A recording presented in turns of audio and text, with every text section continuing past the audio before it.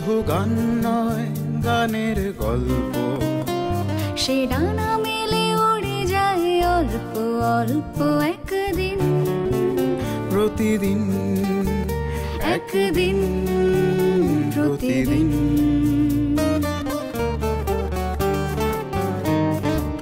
কেন সে গান গায় সে কথা অজানা, সে সর সন্ধির সন্ধিতে নিশানা।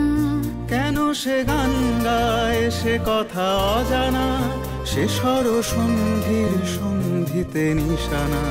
সে কাকে ডাকে কে মনে রাখে, আলো ছায়া মাখা হারানো দিন।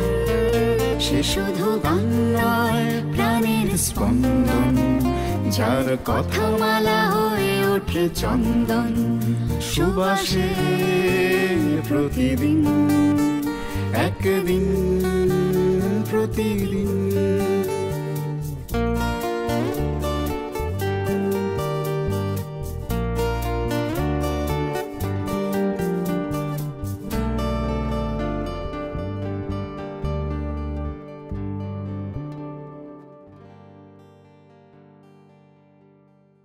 গানটা শুনতে শুনতে মনে হচ্ছিল কিছু গান আছে যে গান হয়তো মানুষের একদম সেই অন্তরের অন্তঃস্থল থেকে যে গান উঠে আসে, যে গান কখনো ভাতের স্বপ্ন দেখায়, যে গান কখনো তার প্রিয় সঙ্গী তার চলে যাওয়া অনিবার্য বা অকস্মাৎ যাই হোক।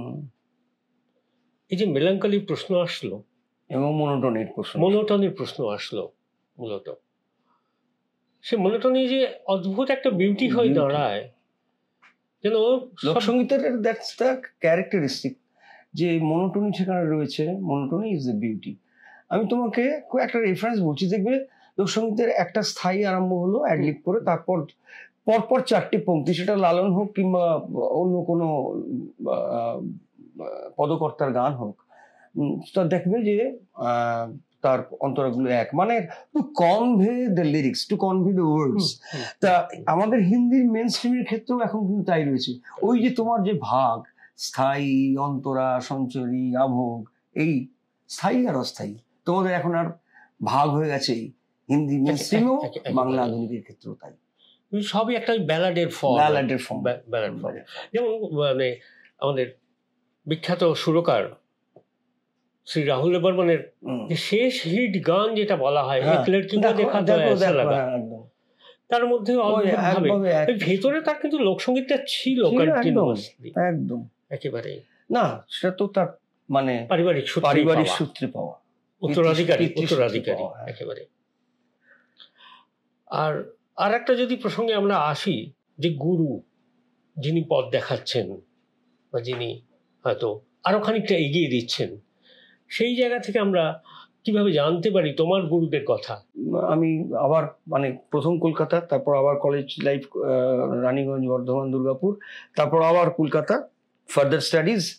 তখন আমি হেমাঙ্গ বিশ্বাসের কাছে গান শিখতে আসলাম আর কি, আমার কিন্তু সেই আরম্ভটা কিন্তু ওই গণসঙ্গীত দিয়ে, এখানে ওখানে গণসঙ্গীত গাই। তো তারপর সবগুলো এইটা আরো গভীরভাবে জানতে হইলো, এই গানটা কি, এই গান জানো বলো না, এটা ভাটিয়ালি সুর, এটা এইটার সুর, সালাম চাচা সালাম চাচাও বলে যে হেমাঙ্গ বিশ্বাসের গান আছে। তো তখন বললো আমি এই গুরুর কাছে যাবো, এই এনার কাছে গান শিখবো। তা কোনো রকম ভাবে তার কাছে গান শিখলাম। তো তখন পরিচয় নিলেন যে তুমি কার কাছে শিখো বা কোথায় গান শিখো, কি শিখো, এরকম ভাবে যখন বলতে বললেন যে আমি এখানে পড়ি, এখানে। ও আচ্ছা, তো লোকসঙ্গীত তো ঘরানার নয় বাবা, লোকসঙ্গীত তো বাহির আনার। মানে ঘরে বসে কি করে তুমি লোকের সঙ্গে মিশবে কি করে, জানবে কি করে? তারপরে কালিদাস গুপ্তর কাছে গিয়েও তাই একই কথা। তো from that very day I started developing myself for the search of music in the field.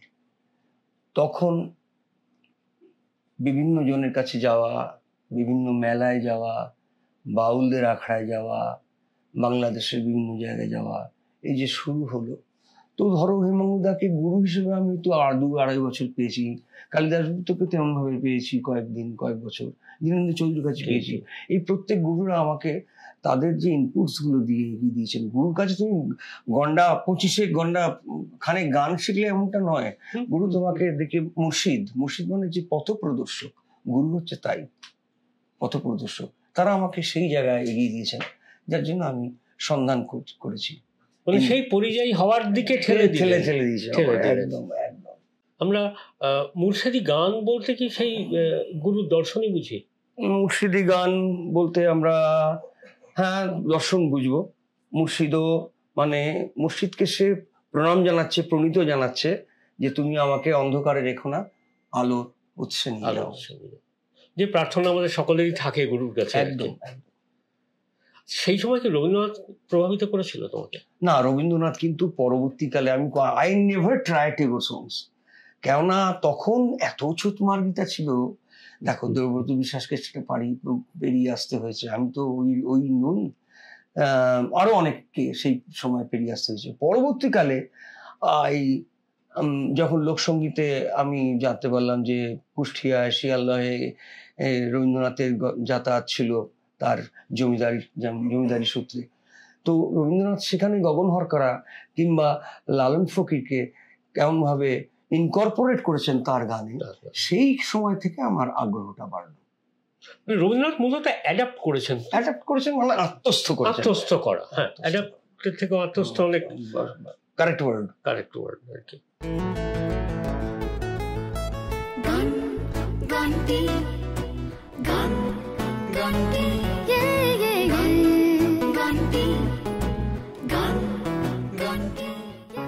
দেখো দরবেশি গান, যদি ভোগ দিলে ভগবান মিলতো, খোদা মিলতো সিন্নিতে, যদি ভোগ দিলে ভগবান মিলতো, খোদা মিলতো সিন্নিতে, তবে বড় করে ভোগ বানায় বাদশা পারতো কিনিতে। সে যে কোন মোকামে থাকে বদ্ধ, কে জঙ্কারে দিল খাদ্য, কোন মোকামে থাকে বদ্ধ, কি ধন দিলে হয় রে বাধ্য। যে বস্তু তার প্রিয় খাদ্য করছনি তার, আর করছনি তার আয়োজন, কোন সাধনে মিলবে রে সেই চরণ, কোন সাধনে মিলবে রে সেই পরম ধাম। আজি বাংলাদেশের হৃদয় হতে কখন আপনি,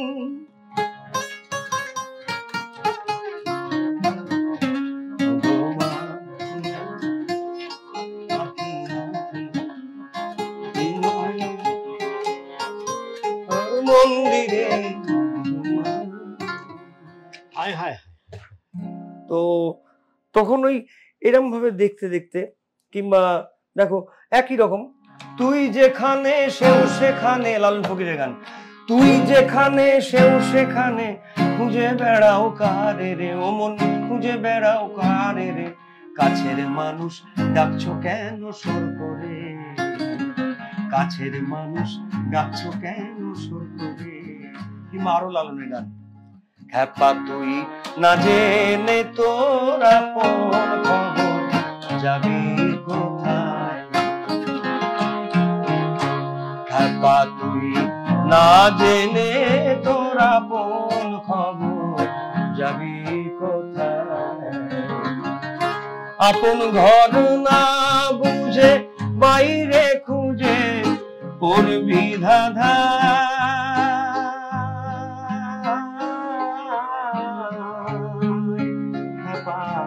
যাবি কোথায়, হৃদয়ে কুল কুল বয়ে যায়।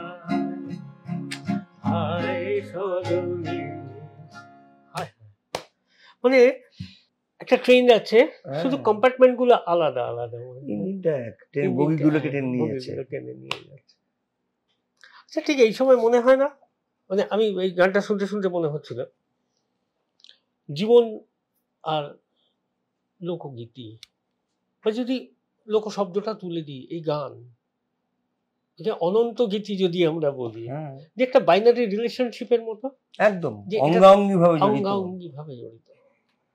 না হলে মানে ধরো আমার ক্ষেত্রে তো সব সময় গান নিয়ে বাঁচা, মানে ধরো জীবিকার জন্য যেমন তেমনি যাপনের জন্য, জীবন যাপন যা বলি সেইটা। আর আরেকটা ব্যাপার, আমি একটা দিক দিয়ে বলবো যে সার্থক, যে আমার অনেক ছাত্রছাত্রী এই লোক গানের চর্চায় এসছে, তারা গাইছে। দেখো একটা সময় প্রযুক্তি যখন বাড়বে তখন তো তোমাকে নিশ্চয়ই মোমবাতি আর হারিকেনের জায়গা থাকতে হবে না, তোমাকে অ্যাচাকের জায়গা থাকতে হবে না, তুমি সেখানে প্রযুক্তিকে ইউজ করবে। আগেকার দিনে নৌকা, যারা নৌকা বাইচের লড়াই করতো, প্রতিযোগিতা করতো, মানে পরবর্তীকালে যারা নৌকা ঠেলতে পারবে, নৌকা ভালো করে বাইতে পারবে, তার জন্য তার মহড়া চলতো, সেখান থেকেই তারা উঠে আসতো তাদের প্রফেশনে। এখন তো সেগুলো মোটর বোট নিয়ে নিয়েছে, রুম র্যাফিং, ছাদ পেটানো গান, সেটা চলে গেছে।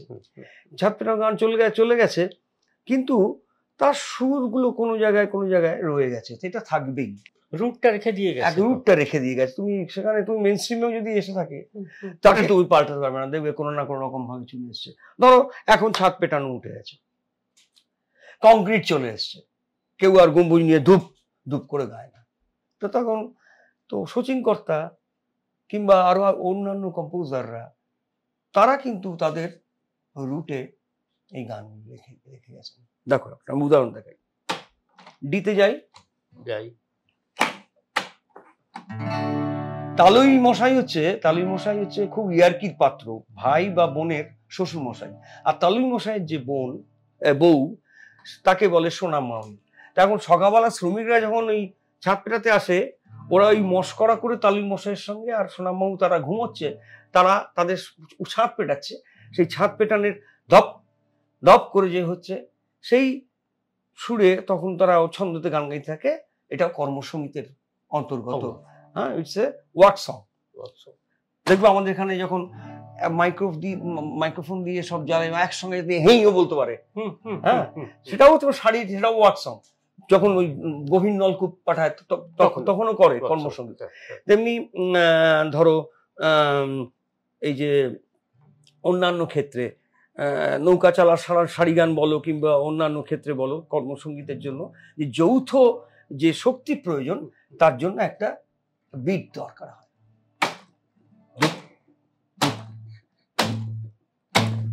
তালই পালঙ্কে ঘুমাইছে সোনা মাউই গো, তালই পালঙ্কে ঘুমাইছে, হে তালই পালঙ্কে ঘুমাইছে সোনা মাউই গো, তালই পালঙ্কে ঘুমাইছে।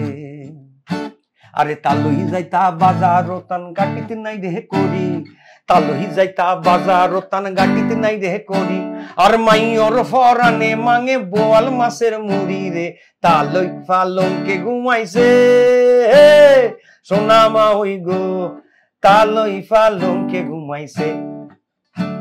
আর বোয়াল মাছের মুড়ি খাইয়া গলাত লাগলো কাটা, বোয়াল মাছের মুড়ি খাইয়া গলাত লাগলো কাটা। তালুই বেটায় মানত করলা জোড়া দুই পাঠারে, তালই পালঙ্কে ঘুমাইছে হে সোনা মাউই গো, তালই পালঙ্কে ঘুমাইছে। धीरे से जाना खटियन मेरे खटमल, धीरे से जाना खटियन में, धीरे से जाना खटियन मेरे खटमल, धीरे से जाना खटियन में। ও সে দিন দুপুরে চুরি করে, রাত্রিরে তো কথা নাই, ডাকাতিয়া বাসে, বাঁশি শুনে আর কাজ নাই, ও যে ডাকাতিয়া বাসে। সুর রয়ে গেছে, সুর